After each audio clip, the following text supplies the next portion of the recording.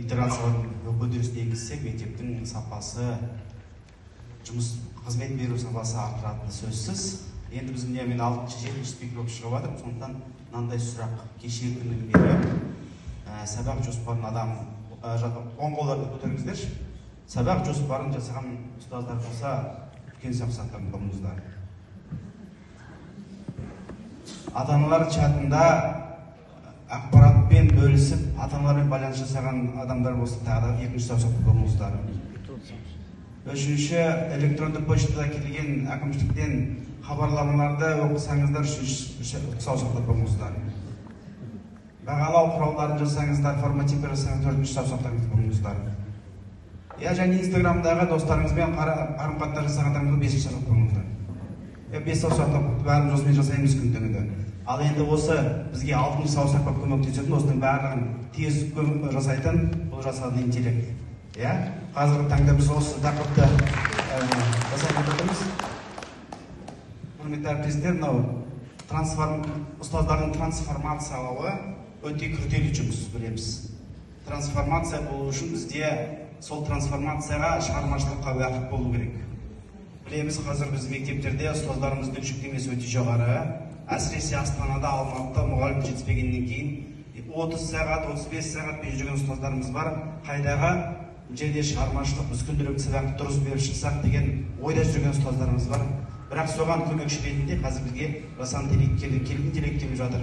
Жаңағы PBL форматында тапсырманы дайындау үшін, PBL форматында балаларды терең ойландырып, жаңағы шығармашылыққа, жаңағы сыни ойлауға бағыттау үшін мұғалімді отырып соны ойлану керек. Ал уақыт керек. Сондықтан біз осы уақытты қайдан табамыз, қайдан аламыз деген ой. Келесі. Естіңіздер? Мынау қазіргі кездегі жасанды интеллекттің білім беру саласында, әсіресе мектептегі білім беру саласындағы трендтар.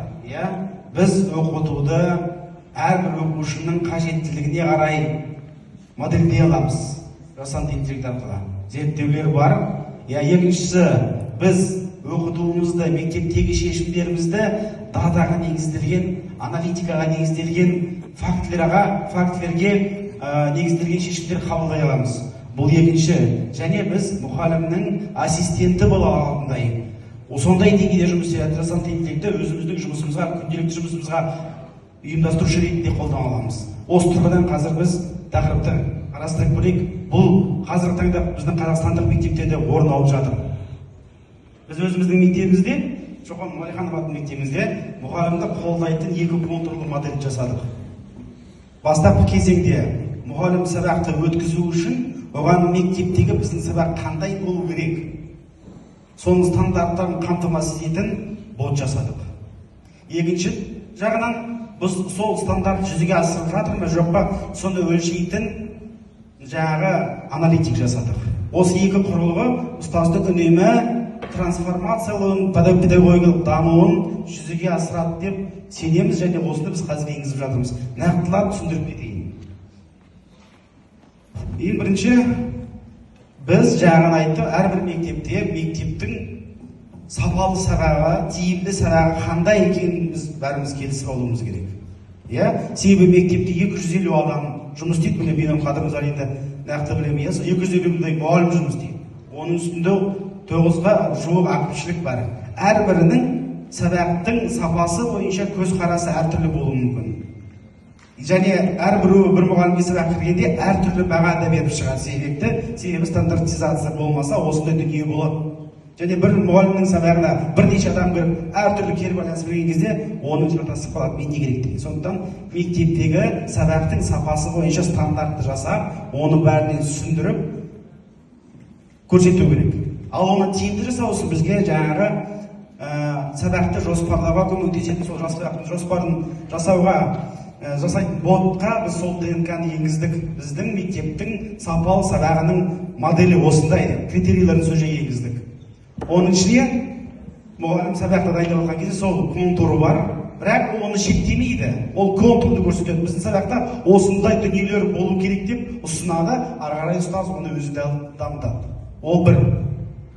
Екіншіден, жаңағы айтты, ол дайын сабақты бергенмен ары қарай оны жетілдіру әрбір ұстаздың қолында. Сондықтан мына жерде біздің жасаған чат-бот ол мұғалімнің жаңағы копланер. Иә, бірге отырып жоспарлайсыздар. Сабақтың жоспары бойынша мәліметті өзіңіз көріп отырасыздар. Одан басқа бұл жерде, құрметті әріптестер, мемлекеттік біздің инструктивті хатта көрсетілген адал азаматты концепциясын қалай жүзеге асыру керек, бұл құндылықтар біздің сабаққа қалай интеграциялану керек бойынша ұсыныстар беріледі. Одан басқа біздің жаңағы арнайы қажеттіліктері бар балалардың қажеттіліктерін қалай ескеру керек болса, оған да көмектесетін инструкциялар бар. Осының бәрін сізге интеграциялап сабақты ұсынады. Келсеңіздер қабылдайсыздар, келіспесеңіздер ары қарай толықтырасыздар. Бұл модель, жаңағы айттым, біздің мектептің сабақтың стандартының моделін бәріне ұсынып жатырмыз. Бот арқылы шығарғаннан кейін оны әрбір ұстазбен бөлісетін мүмкіндігіміз бар. Әрбір ұстаз оны қолданылады, соны ұсынамыз. Мына жерде соның бір жаңағы боттың жұмыс нәтижесі көрсетіліп тұр. Сонда біз онымен қатар бізде қандай тағы да мәселелер бар? Бізде мәселе бар, біздің өкінішке орай құралдарымыз, оқулықтарымыз халықаралық зерттеуде қажет ететін дағдылар дамытатындай деңгейде емес. Оқулықтар бастауыш сыныптар мәтіндер қысқа ғана, пиғылыста 800 сөзге дейін мәтіндер кездеседі. Ол жердегі 4 деңгейдегі дағдыларды қалыптастыру үнемі сабақта жүре бермейді. Сондықтан сол олқылықты жою үшін біз пиғылыс форматында, халықаралық форматында, зерттеу форматында тапсырмалар әзірлейтін ботты жасадық. Бұл жерде ұстаздың жаңағы әрбір сабақта қандай мәтін алу керек, бірлесті пиғылыста әдебиеттік мәтін бар және жаңағы ақпараттық мәтін бар. Сол мәтіндерді таңдау, оған жаңағы ашық жабық сұрақтарды, оның кілттерін жасап және әдістемелік нұсқау береді ұстазға. Осыны қай жерде қалай қолдануға болады. Бұл да жаңағы бастауыш сыныптың мұғалімдері болсын, және жоғары сынып мұғалімдері болсын, осындай құрал арқылы сапалы оқыту инструменттерін қолдануға мүмкіндік береді. Сондықтан біз осыны жасап жатырмыз қазіргі таңда, мұғалімдердің қолдарына беріп қойдық. Келесі, жаңағы айттық, екінші контур. Мұғалімнің сабағы қалай өтіп жатыр, жоспарлау бір бөлек, енді оны жүзеге асыру керек қой. Енді осыны өлшеуіміз керек. Қазіргі таңда мектепшілік бақылауды жүзеге асырған кезде, құрметті әріптестер, бізде жаңағы мәселелер болады. Стандарт болмаса және әртүрлі адамның көзқарасы әртүрлі болғаннан кейін бір мұғалімнің сабағын аттестацияға дайындалғанда да жаңағы бақылау парақтарын жүктеуіміз керек қой, бағаларын қоюымыз керек. Әртүрлі болуы мүмкін. Ал мынау жаңағы речевой аналитик деп жасағанымыз, ол бізге өлшеуші инструмент, универсалды өлшеуші инструмент. Оның ішіне жаңағы 83-ші бұйрықтағы барлық критерийлерді енгізіп қойдық. 34 критерий, сол бойынша бағалап шығады. 0-ден 3-ке дейін қасына пояснение береді, не үшін солай бағалады. Біз білеміз, мектептегі жаңағы сабақтағы оқу үдерісінің процесі мұғалімнің сөзіне 85-90%-ға тәуелді. Қаншалықты оның нұсқаулары нақты, түсінікті және жаңағы пәндік терминологиясы қаншалықты терең, академиялық білімдері қалай терең, оның барлығы сөз арқылы шығады. Сондықтан сол сөзді талдау арқылы біз мұғалімге кері байланыс береміз. Оған бізге речевой аналитик көмектеседі. Және оған бұл речевой аналитик тек қана әкімшілік қолданбайды, әрбір ұстаздың қолына беріп қойдық. Ол кез келген сабағын аудиоға жазып алады да осы ботқа салады, бот аудионы талдап береді. Сөйтіп ол үнемі 5 жылдың ішінде аттестация дайындалған кезде өзін дамытып отырып, кері байланыстар алып отырады. Міне, бұл жерде ұстаз қанша сөйледі, бала қанша сөйледі деген секілді ақпараттар өлшеніп отырады.